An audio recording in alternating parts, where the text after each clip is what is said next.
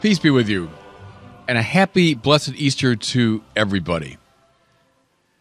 Friends, you know, it's a weird thing in my own life, but I always like to visit the graves of famous people. I don't know why precisely. Maybe it's a sense of history, a sense of connection across the ages. Maybe it's a form of paying tribute, honoring their memory. Whatever it is, something has always drawn me to these places, to the graves and tombs of famous people.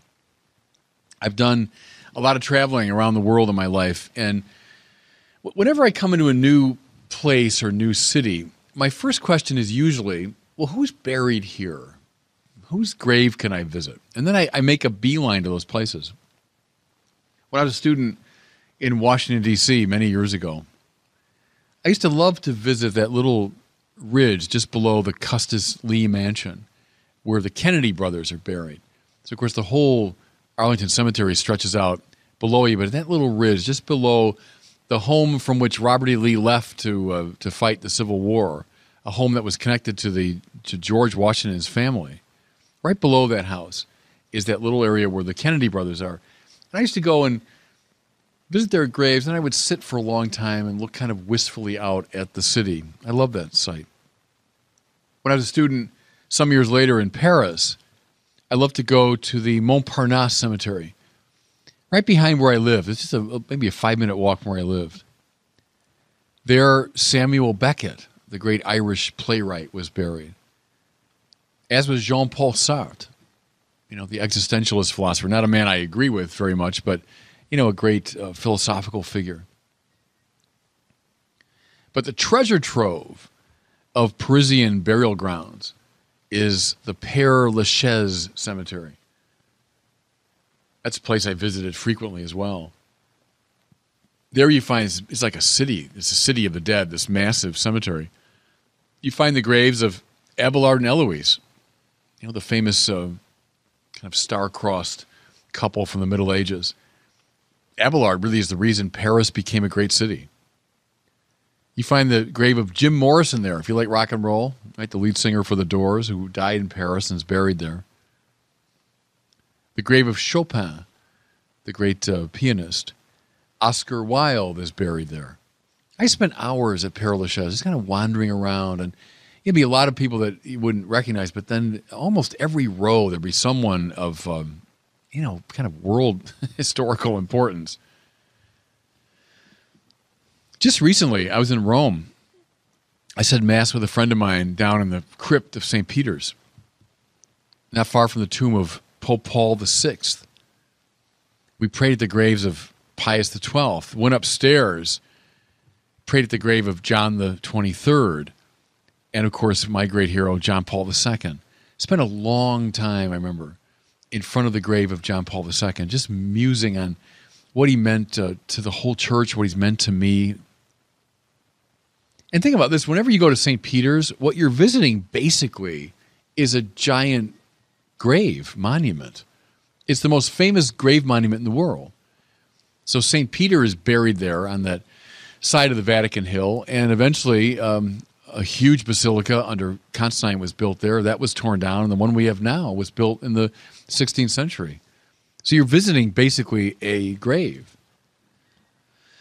I remember when I was in Washington many years ago, I used to visit the tomb of George Washington out at Mount Vernon. Then if you press inland a little bit, you can visit the little grave where Thomas Jefferson lies, this hugely important figure, but lies in a pretty modest grave. If you wander a bit further in Virginia, you'll come to the Washington Lee University, where the tomb of Robert E. Lee can be found. I remember I was on retreat one time years ago in southern Indiana, St. Meinrad. And not far from there is the Lincoln Boyhood Memorial, because the Lincoln family lived there when Abraham Lincoln was a teenager.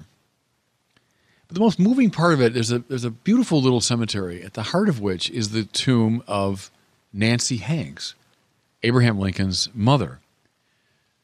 There is a very beautiful, very simple tomb, and it's covered in Lincoln pennies. People have thrown Lincoln pennies on top of it. And I've always found it very peaceful, very moving. Another one not too far from there is the grave of Thomas Merton, one of my spiritual heroes.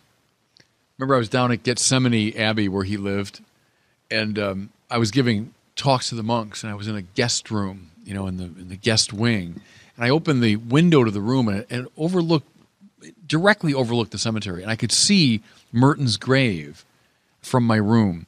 I just spent long periods of time gazing out at his grave and the other ones.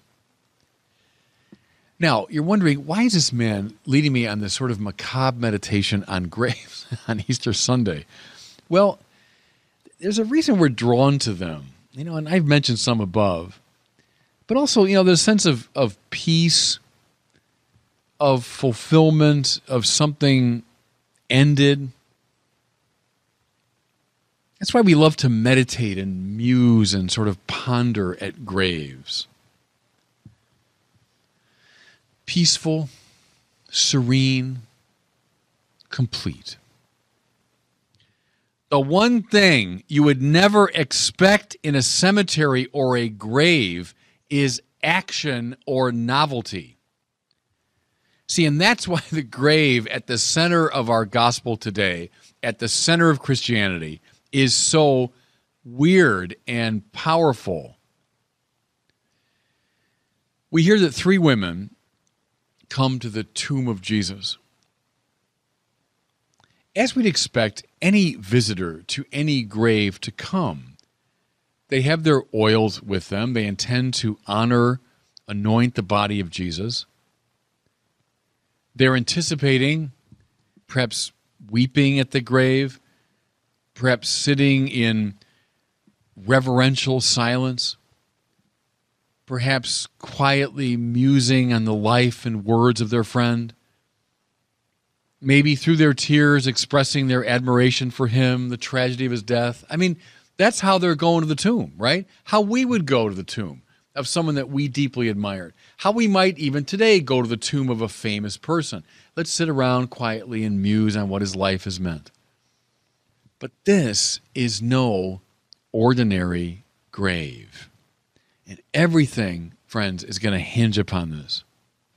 The first thing they notice is that the stone has been rolled away. Now, this could have been the result of grave robbers, of somebody trying to break in and desecrate the tomb, and they consider that possibility. But what's beginning to dawn on them is that this rolling away is not the result of somebody breaking in, but of somebody breaking out. They look in and they see a young man, and they're frightened out of their wits. See, again, we've heard this story a million times, but get back now to the moment and hear these words as though for the first time. They're frightened. Well, of course they are. Can you imagine you come to a grave, to a cemetery, and you walk into a tomb like a mausoleum, and you're fully expecting to see a dead body, a coffin or something, and what do you see? Someone standing there, alive and well. But that's not the end of their surprise. For this strange person announces that the Jesus whom they seek is not there, that he's been raised up and will go ahead of them into Galilee. Can you imagine? That's what you see and you hear as you come to the grave in this wistful, mournful, elegiac spirit. This is what happens. So then it says, understandably enough, listen, they made their way out and fled from the tomb, bewildered and trembling, and because of their great fear, they said nothing to anyone. You know, that rings so true, doesn't it?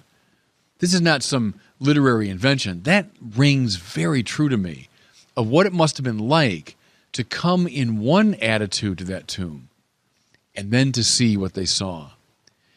My point is, this grave is not the source of peace and rest and calm, thoughtful meditation. That's what I love to do at graves, what a lot of us like to do. This grave, though, is a source of terror and upheaval. Ordinary graves, as I said, are places of finality and inevitability. This grave is a place of novelty so shocking that it frightens people out of their wits. See, to get that is to get Christianity. From this grave of Jesus, we learn to our shock that everything we took to be the case about life, about the world, is in fact not the case. That the supposed laws of nature aren't really laws after all. That what's always moved this way now moves that way. You see why they're afraid, why they run from this place. What have they begun to sense? That God is the enemy of death, and that he's shown us his power over death in the most unambiguous way. That our lives oughtn't to be dominated by the fear of death. And we see the proof of this in the most vivid way imaginable. You know, I've said this before, I know, to you, but I'll say it again on this Easter Sunday. Some people think they'll make the resurrection more intelligible, more acceptable to modern people if they allegorize it away, turning it into a vague symbol of the perdurance of Jesus' cause. See, friends, if that were true, his grave wouldn't be frightening. It would be like the grave of any ordinary hero. Sad, wistful, reassuring. Notice, please, and this is really interesting, just from an historical standpoint, no cult of Jesus' tomb ever developed in Christianity. People don't go to the tomb of Jesus. They did in the early days, just to sit and muse on what his life meant. They didn't look back on him with a sort of easy wistfulness. Rather, they were surprised, shocked out of their wits, and turned upside down by the grave of Jesus. A last word about the man in the white garment. Remember last week I mentioned to you how the man that ran away and left his garment in the hands of Jesus' enemies, ran naked into the night, stands for the baptized person, you and me, who runs away at the moment of truth. The man whom the women see in the tomb who announces the resurrection is wearing the same garment, the same word, syndona in the Greek. Who is he? He's all of us symbolically who've now recovered our faith and standing in the very weird and frightening tomb of Jesus, announce to the world his resurrection. That's the call that all of us have to evangelization. Have a beautiful, blessed Easter today, friends, and allow yourself, like these women, to be frightened out of your wits by the empty tomb of Jesus. And God bless you.